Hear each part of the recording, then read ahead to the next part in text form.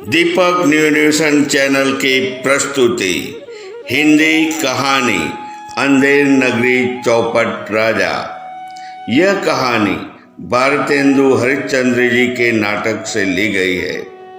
बहुत समय पहले की बात है। कोसी नदी के किनारे एक संत अपने शिष्य के साथ कुटिया बनाकर रहते थे। दोनों का ज्यादातर समय भजन कीर्तन, ईश्वर की आराधना तथा पहलवानी में व्यतीत होता था। एक बार दोनों ने देश भ्रमण का निश्चय किया। गुरु शिष्य घूमते घूमते एक अजनबी देश में जा पहुंचे। वहां एक बगीचे में कुटिया बनाकर उन्होंने अपना डेरा डाला।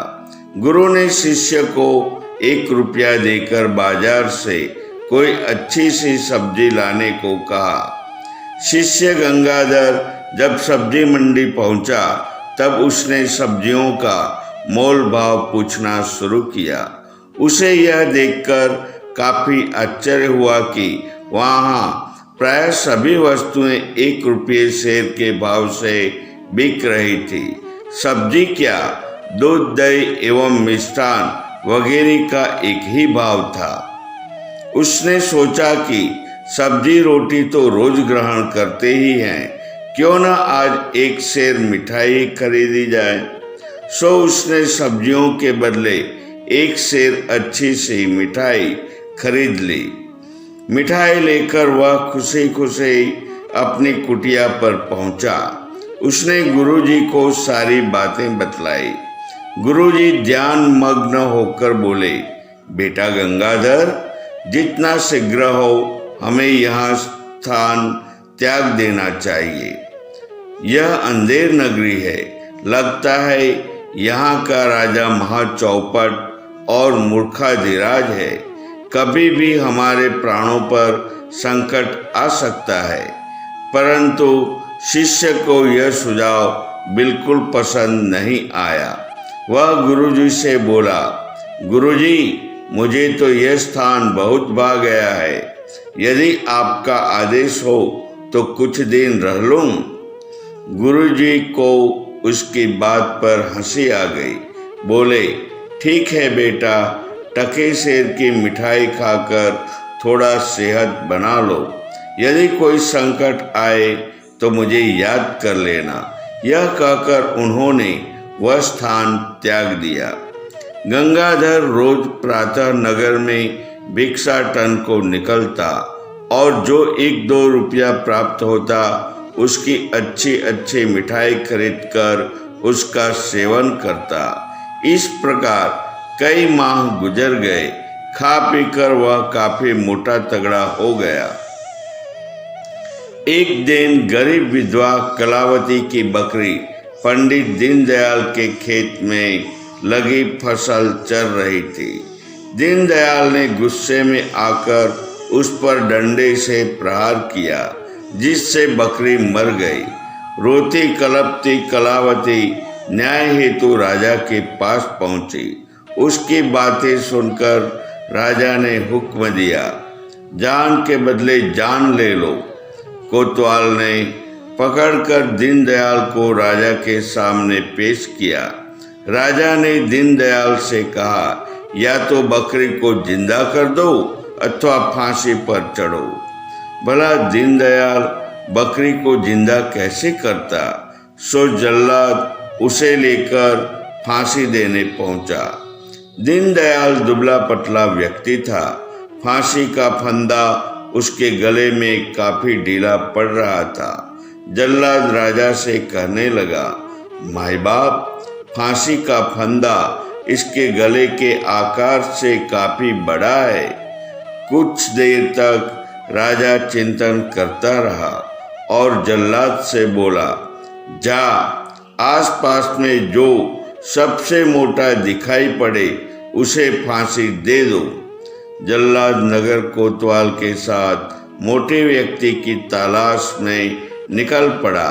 जब वे गंगाधर की कुटिया के निकट से गुजर रहे थे तब वह वहां तेल मालिश कर दंड बैठक कर रहा था। उसे देखकर दोनों रुक गए। कोतवाल बोला, लो हो गया काम हमारा, शिकार मिल गया।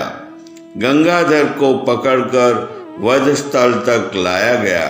उसने राजा से गिड़गिड़ा कर कहा, सरकार मेरा क्या कसूर है जो फांसी दे रहे हैं? राजा ने कहा, फांसी का फंदा तुम्हारे गले के नाप का है, इसीलिए फांसी के तख्त पर तुम्हें ही चढ़ना होगा। उसे गुरुजी की बातें याद आ गई। वह बोला, थोड़ा रुक जाइए, मुझे अपने गुरु का ध्यान करने दीजिए। उसके ध्यान लगाते ही गुरुजी वहां पहुंच गए। उन्होंने एकांत में उसके कान में कहा, देखा ना टकेसेर मिठाई खाने का मजा, अब जैसा कहता हूँ वैसा ही करना। गुरुजी जल्लाद से बोले, मैं भी मोटा हूँ, पहले मुझे फांसी पर चढ़ा। उधर गंगाधर जल्लाद का हाथ खींचते हुए बोला, नहीं नहीं, पहले मुझे फांसी दे। अब एक और जल्लाद को गुरुजी खींच रहे थे तो दूसरी ओर से गंगाधर। गुस्सा कर राजा बोला, फांसी के नाम से अच्छे अच्छों के होश उड़ जाते हैं और एक तुम दोनों हो कि फांसी चढ़ने के लिए मारामारी कर रहे हो, इसका कारण क्या है?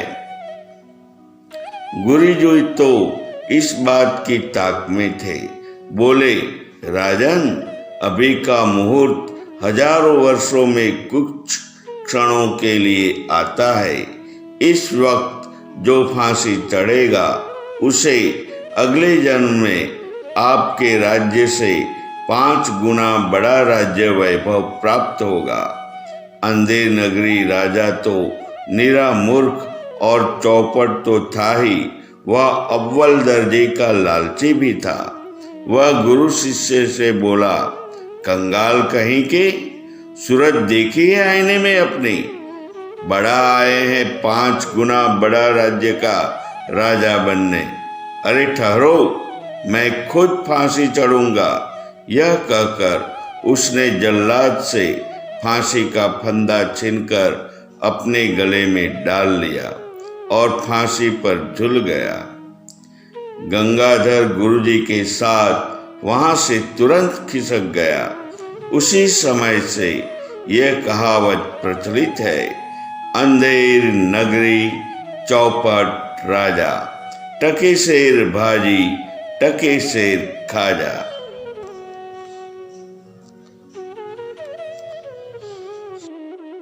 अगर आप हमारी दीपक न्यूज़ नेशन चैनल पर पहली बार जुड़े हैं तो ऐसे कई वीडियो को देखने के लिए वीडियो को लाइक और चैनल को सब्सक्राइब करना न भूलें।